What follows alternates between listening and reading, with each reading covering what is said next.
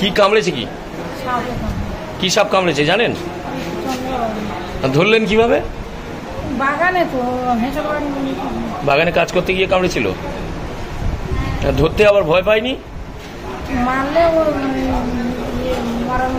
এই ধরার সময় যদি আবার কামড় দেয় সেটাও তো বিষ হবে, এটা জানা আছে? ছোট না বড়? চন্দ্রবড় আপনি চেনেন? বাড়ি কোথায় আপনার?